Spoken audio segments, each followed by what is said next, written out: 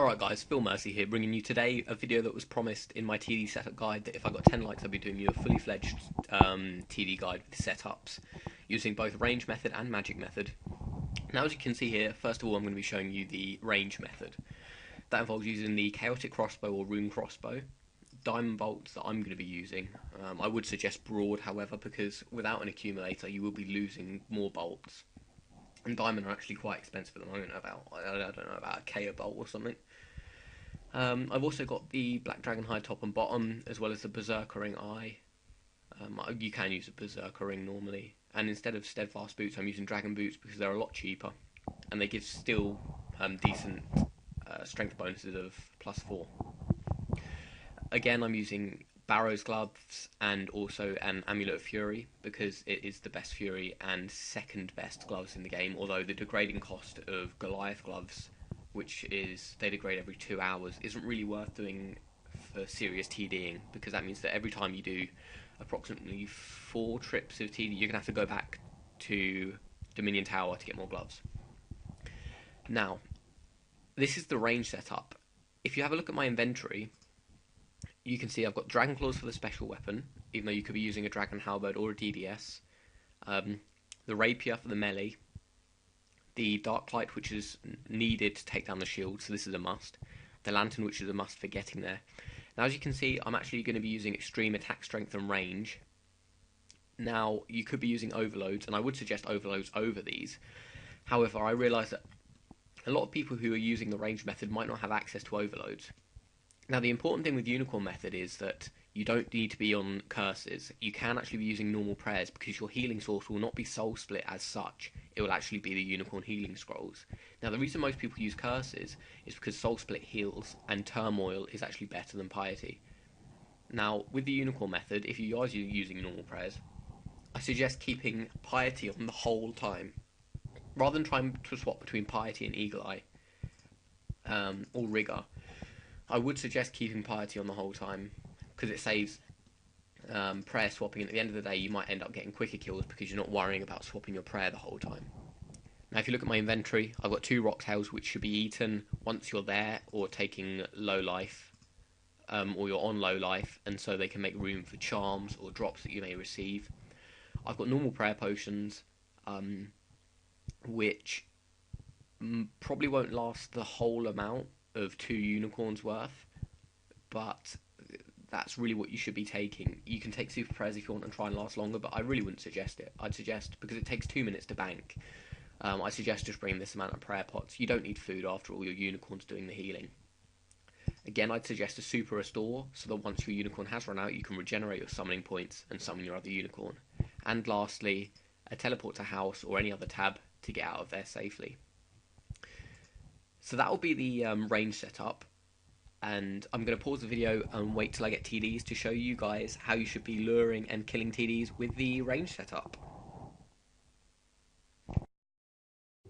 Alright guys, Matt here again, and I'm actually, as you can see, I'm actually in the north spot, because I think this is the best place to be luring tormented demons whenever you're going to, especially for beginners. This lure spot is actually very, very easy.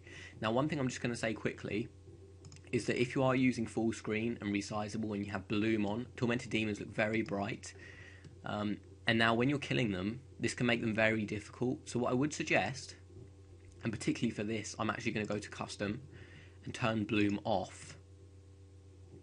And now if you look at tormented demons, there aren't actually any in view. Yeah, the fires calm down and they're a lot easier to see and to click on. They're less bright, and so it makes it easier to swap prayers and to concentrate. Now, another thing that I'm going to do is, if I go to ground textures, ground blending on off, I think that was it. No. Ground decoration off. Right. Now that I've got ground decoration off, it's easier to see the tiles of which I'm clicking at, like this, which will make it easier for a guide. I don't recommend turning them on or off. It's up to you completely. But if you're quite new, it might be a good recommendation to actually be able to see the tiles that you're using, as this can ultimately help you. Now, what we can do here is we can drop the Sapphire Lantern because we won't be using it. So again, it frees up inventory slots, and we can move the Dragon Claw special down to here, so we've got this, so we can do quick switches like this. Now, one thing I'm going to say quickly is the F3 and F1 keys are very important. I suggest you learn them whilst you're at Tormented Demons, because they will lead to faster kills per hour and quicker switches of prayer, so you won't be taking as much damage. Now, the first thing I recommend to do is, if you are on curses, to use the Berserker prayer, because it saves 5%, or it makes your booster stats last 15% longer. So what we're going to do now is pot up. If you are using streams, if you are using overloads, pot up. And if you're using the Unicorn method, I suggest healing once after you've overloaded. And pray Mage, because that's the first initial attack that Tormented Demons make. Now all you need to do is just run out here and lure some in. As you can see, I've got one ranging me and maging me. I would suggest praying range, because our range weakness is a lot worse than our mage.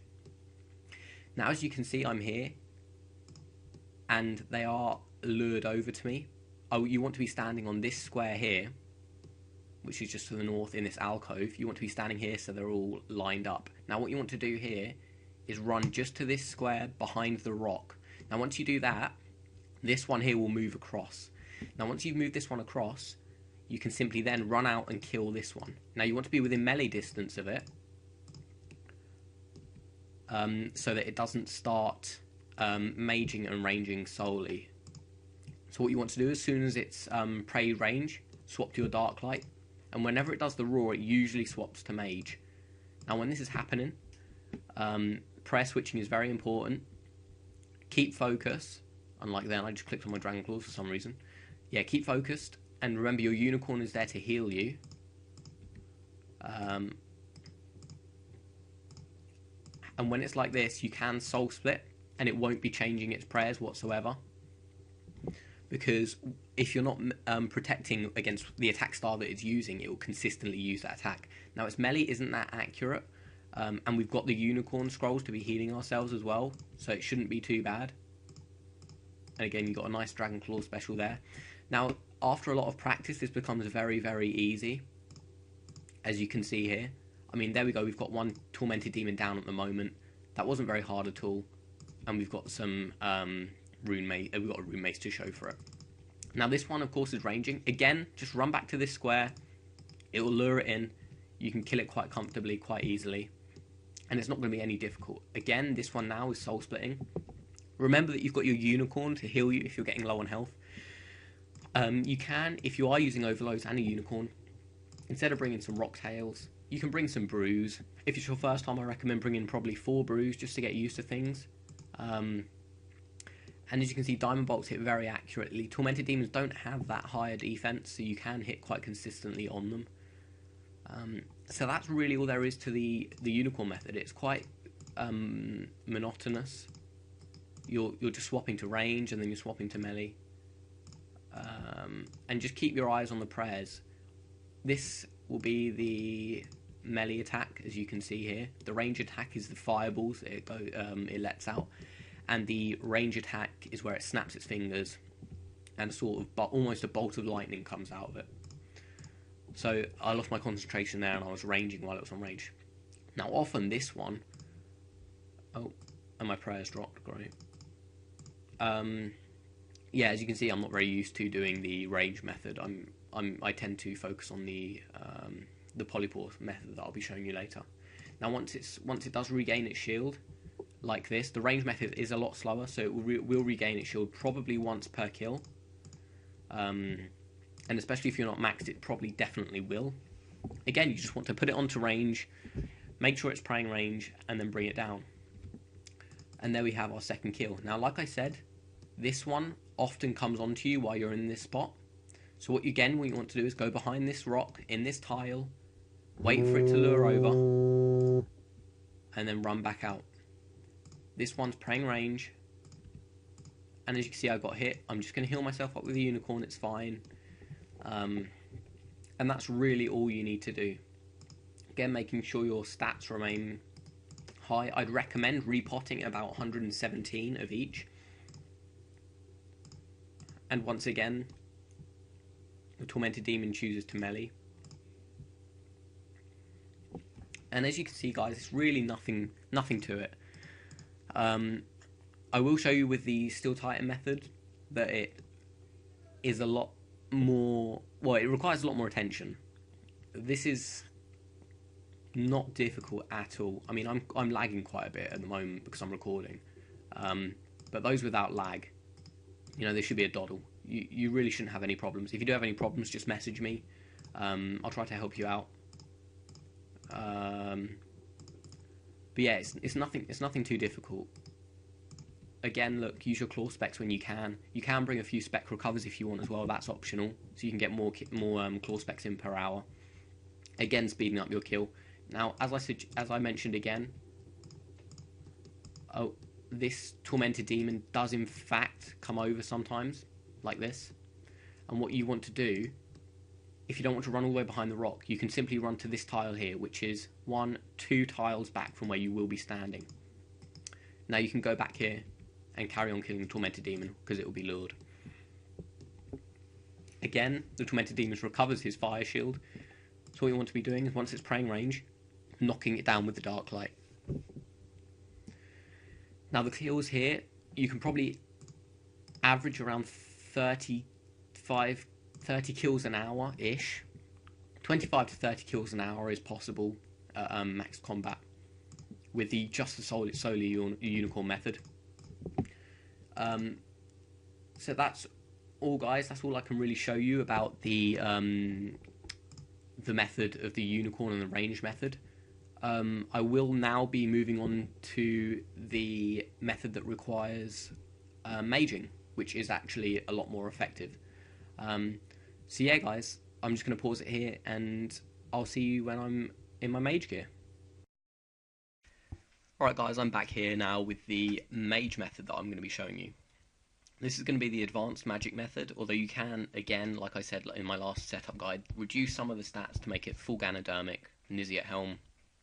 You could use a Seer's Ring, Berserker Ring, Dragon Boots again, Dragon Defender and Arcane Spirit Shield swap is recommended. You can use a faster Kite Shield, a Mage's Book, just anything that gives you that extra bit of magic attack that you really want, because magic will, although it is faster than a crossbow, it's still slower than the rapier. Right, so this is my gear. Again, the Torva Helm and the Virtus Rolex giving me the life point boost, which is going up at the moment, but it goes up to 1,190 life points overall. So I've got that's my phone. I've got my Ardown Cape and my Rapier and my Dragon Defender.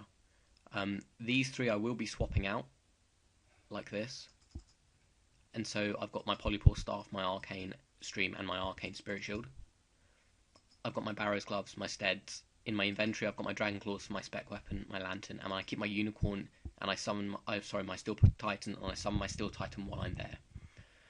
So that's just a quick run through of what I'm going to be wearing. Again, my aura is Reverence. That's the quick overview of what I'm going to be wearing for this Magic Melee setup guide. And I'm going to resume once I'm there. So, see you in a bit.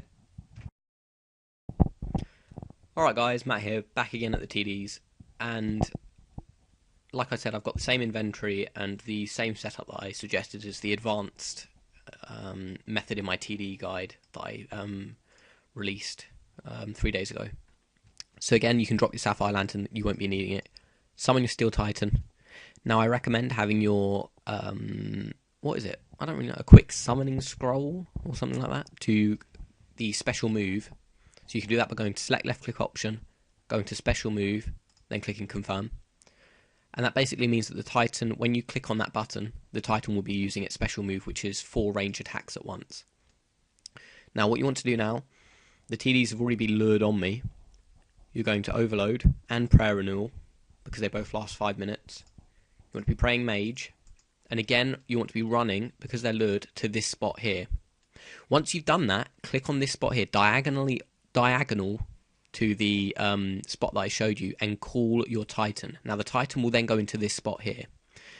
Now run to this square here next to the Tormented Demon, and it should attack. The Titan should be able to attack.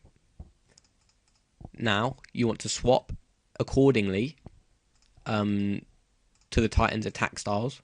Oh, I'm getting absolutely banged. And using your Steel Titan scrolls whenever the Tormented Demon is not praying the right attack style. Now, as you can see, this method is a lot faster than using the other method of range, purely because the Steel Titan has time to attack all the time. As you can see, I just accidentally ran out and got bum raped, which doesn't usually happen. I think it's because I'm lagging because of recording. But again, because this is the case, you can run behind here to lure him into the crevice. So he'll be over here. He's praying range. He'll be over here. And then simply run to this spot like I showed you. This spot and this spot are very important when using the Titan. And then running into this spot here. Again, call your Titan and run next to it. Now the Titan should automatically attack. And it's worth noting that the Titan's special attack can hit through the fire shield of the tormented demon. Like that. Again, swap to your Dark Light. And then bring out the claws.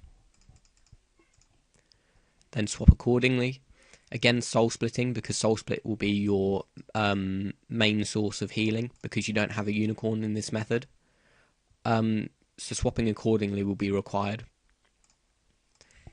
Again, once you get used to this method, it's really not difficult at all.